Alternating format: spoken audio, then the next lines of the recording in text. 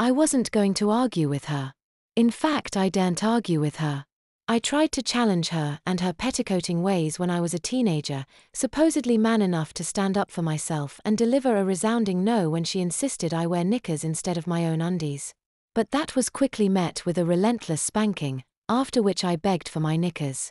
I recall the shame as I realized that that wasn't what she wanted to hear as her paddle came crashing down on my raw backside, again and again, until eventually I begged for a nappy instead. No 14-year-old should be put in nappies both day and night.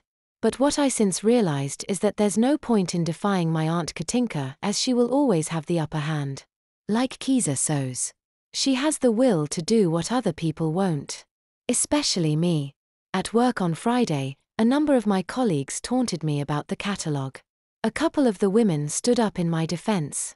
Sort of. They were most likely teasing when they said that men can wear nice underwear if they want, or that it's okay if some men want to wear women's clothing. But those same so-called supporters also said that they wouldn't let their husbands or partners wear such feminine attire. Too much attention was on me on this relaxed Friday afternoon as the office wound down for the weekend, and having been asked directly, I had no option but to admit to wearing a flat bra. A handful of the women pestered me into removing my jacket as a handful of the men looked on.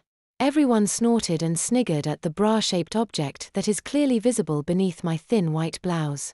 Comments ranged from cute and pretty to freak and faggot, but even the positive comments sounded like insults to me.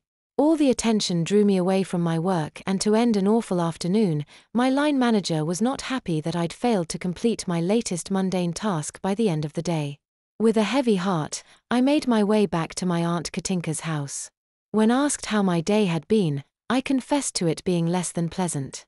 I told my aunt that they made me remove my jacket so they could all have a laugh at my bra, but she belittled my take on it and said, they're probably just not used to seeing a boy wearing one. Why she insisted on calling me a boy when I'm 26 years old I don't know. But what I do know is that I daren't challenge her about it.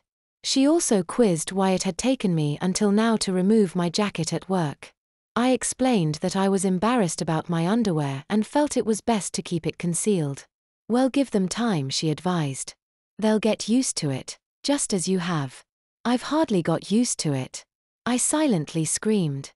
But looking down at my blouse, or more through my blouse, the outline of my bra is already a familiar sight. Its taut grip around my chest and over my shoulders is ever present, and although not uncomfortable, it's nice to take it off when I get ready for bed.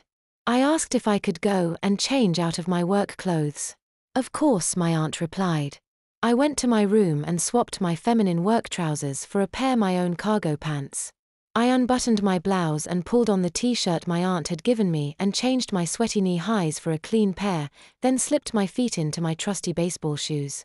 I was glad the week was at its end as I trundled downstairs. Up the workers, my aunt said, grinning and raising her fist as I entered the lounge. I smiled and looked down at my t-shirt with its vibrant socialist slogan. Maybe I should wear this at work, I suggested. I could do with a bit of solidarity. I told my aunt about the dull menial tasks they'd been giving me at work and the unreasonable timescales they expect me to meet. I know I'm just the assistant, but the monkey work I'm given puts none of my skills, experience, or training to good use. They must have seen something in you to give you the job in the first place, my aunt told me. And there's always something menial that needs to be done, she added. She advised me to just stick with it and explained that as the office newbie, the mundane tasks will naturally fall on my lap. Give it a few months and it'll be you delegating the boring jobs to the next newbie. Yeah, I guess, I replied, forcing a smile through my frown. I suppose I should have offered to bring some work home with me.